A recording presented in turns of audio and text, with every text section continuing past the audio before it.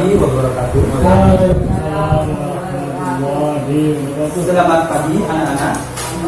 Ya. Bagaimana kabar kalian? Senang bertemu dengan kalian kembali ya pada minggu ini.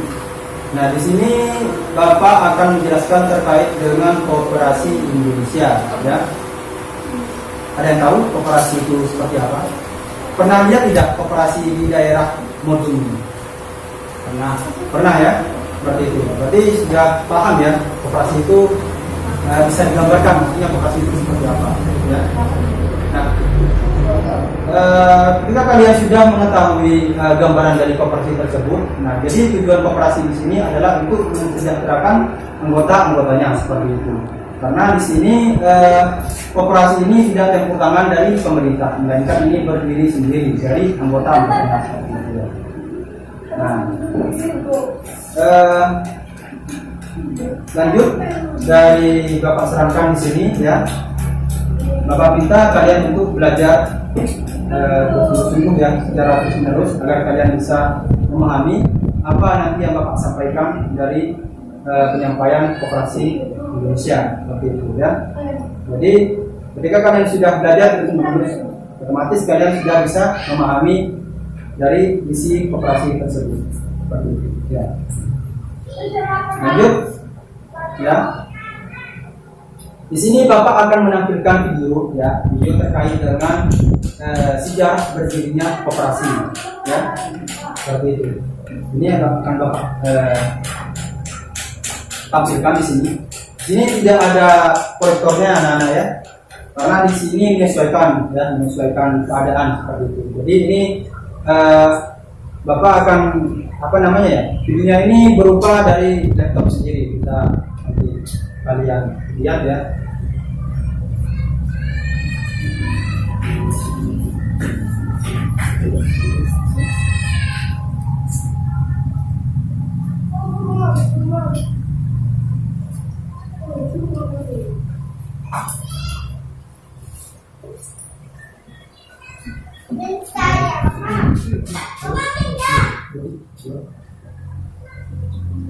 Silakan disimak anak-anak ya.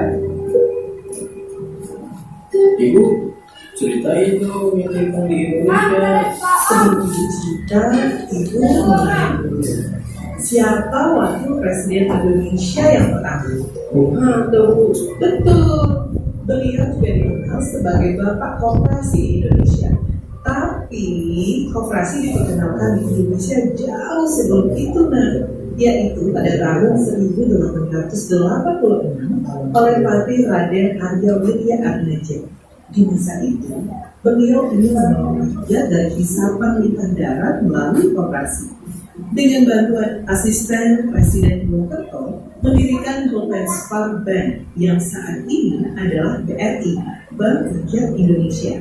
Pada 7 April tahun 1915, pemerintah Belanda mengeluarkan Koperasi Besluit nomor 431 yang menyebabkan rakyat tidak bisa mendirikan koperasi. Karena 1. Mendirikan koperasi harus mendapat izin dari Gubernur Jenderal. 2. Akta dibuat dengan perantaraan notaris dan dalam bahasa Belanda. 3. Ongkos materai sebesar 50 gulden. 4. Hak tanah harus menurut hukum Eropa. 5. Harus diumumkan di Java Syukuran yang biayanya juga tinggi. Pada tahun 1927, pemerintah Indonesia mengeluarkan peraturan nomor 91 yang lebih ringan dari peraturan pemerintah Belanda. Isinya yaitu 1. Tidak perlu menulis, cukup didaftarkan pada penasehat urusan kredit rakyat dan koperasi, serta dapat ditulis dalam bahasa daerah. 2. Ongkos materai 3 gulden. 3. Hak tanah dapat menurut hukum adat. 4. Berlaku untuk orang Indonesia asli yang mempunyai hak badan hukum secara adat. Pada masa penjajahan Jepang, koperasi mengalami nasib yang ternyata jauh lebih buruk. Kantor pusat dulu ini koperasi di negara kita ini menjadi cermin mengenai zaman-zamannya kemerdekaan. diganti menjadi Shogun Kiai Saudanyu. Dengan kata lain, dalam masa penjajahan Jepang, koperasi Indonesia dapat dapat dikatakan pada tahun 1947 orang Indonesia mengadakan Kongres Koperasi yang pertama di Tasikmalaya, Jawa Barat. Kongres ini menghasilkan beberapa keputusan penting, yaitu 1. Mendirikan Sentral Organisasi Koperasi Rakyat Indonesia (SORI). 2. Menetapkan gotong royong sebagai asas koperasi. 3. Menetapkan tanggal 12 Juni sebagai Hari Koperasi. Kemudian lanjut juga Kongres yang kedua dilakukan pada tanggal 12 Juli 1953. Hasilnya adalah 1. Pengganti SORI, yaitu Dewan Koperasi Indonesia (DKOI). 2. Sebagai salah satu mata pelajaran di sekolah. 3. Mengangkat Muhammad Hatta sebagai Bapak Koperasi Indonesia. 4. Segera akan dibuat undang-undang koperasi yang baru. Wih, panjang juga ya ceritanya.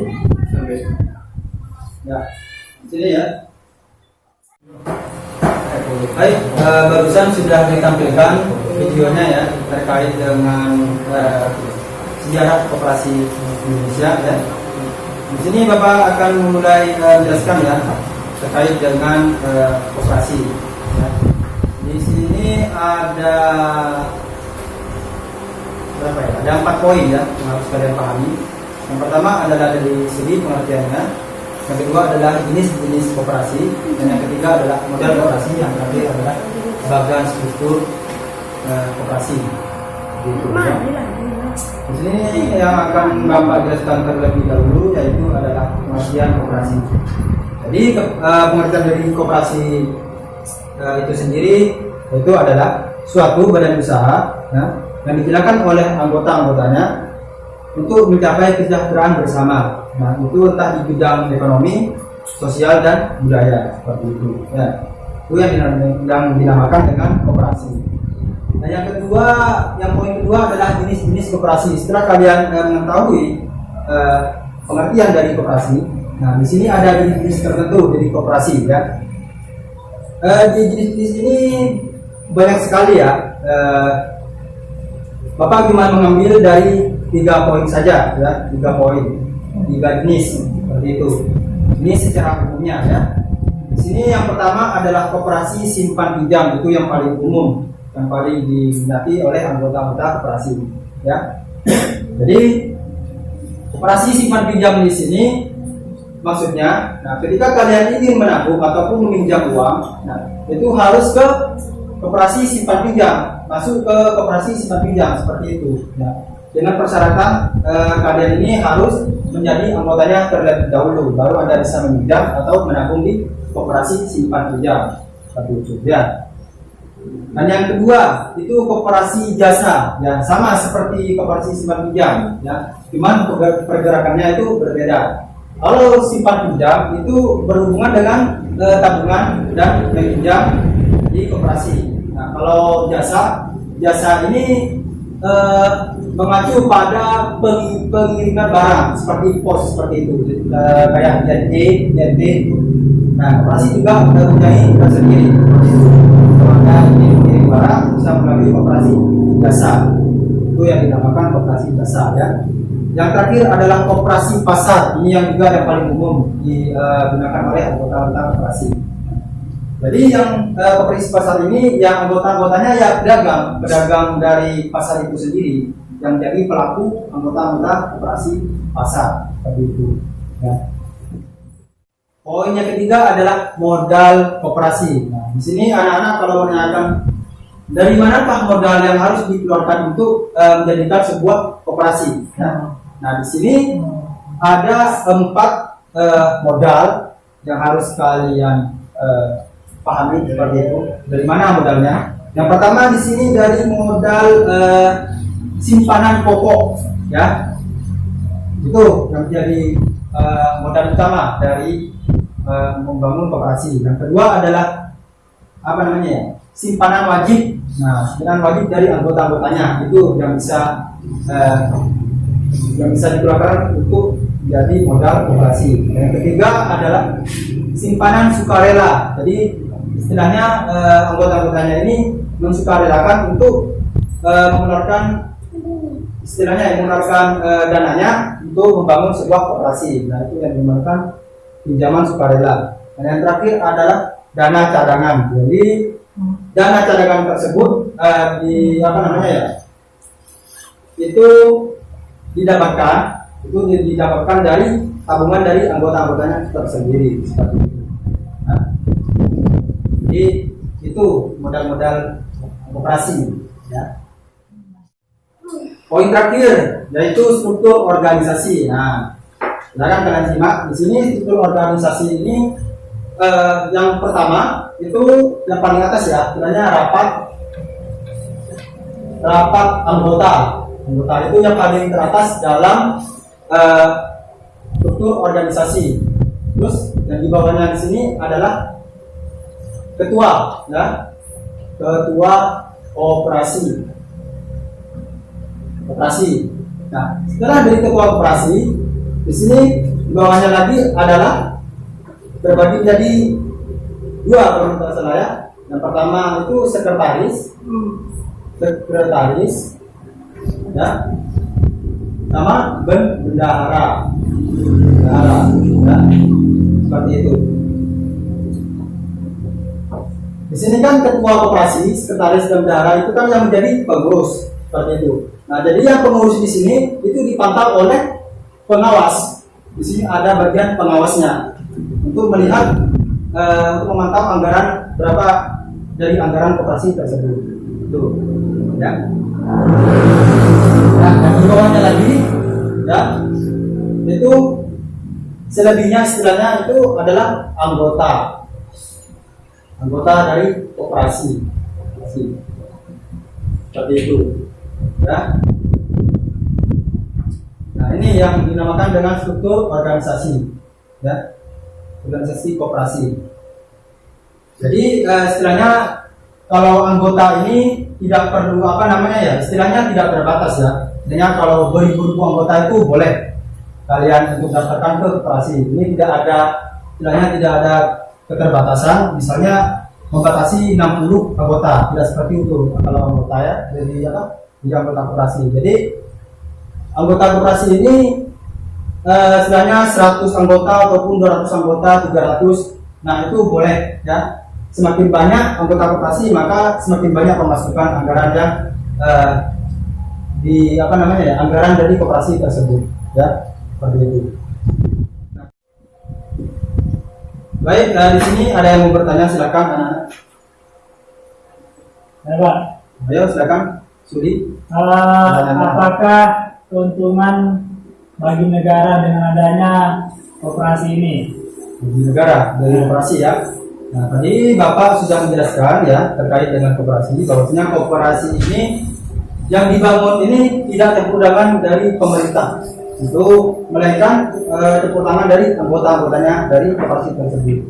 Nah, jadi kalau Sudi menanyakan berapa keuntungan dari negara tersebut untuk koperasi, jadi Bapak sampaikan di sini tidak ada keuntungan sama sekali. Ya. Soalnya di sini ya koperasi ini dibangun berdasarkan dari anggota-anggotanya, seperti itu. Tidak ada campur tangan sedikit pun dari negara ataupun dari pemerintah, ya. Jadi istilahnya koperasi ini, yang namanya koperasi itu bertujuan untuk menguntungkan semua anggota-anggotanya, seperti itu. Tidak menguntungkan dari pihak dari negara tersebut atau dari pihak pemerintah, seperti itu.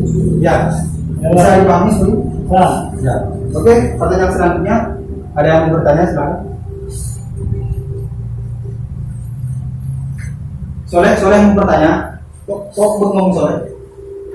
Ada yang masih belum dipahami dari materi dari poin 1 sampai 4? Tadi kan Bapak menjelaskan bahwasanya jika seseorang itu mau meminjam di koperasi ataupun menabung, tadi kan Bapak bilang harus menjadi anggotanya terlebih dahulu. Apakah itu harus menjadi anggota atau kita harus menjaga? Ya, Bapak contohkan seperti ini ya, jadi contoh nyatanya, ya. Misalkan Soleh ini mau istilahnya butuh sepeda motor, ya, mau beli sepeda motor seperti itu, tidak mempunyai dana tersebut. Maka Soleh ini meminjam uang, nah itu ke koperasi. Nah itu kalau soleh langsung meminjam ke koperasi itu tidak boleh.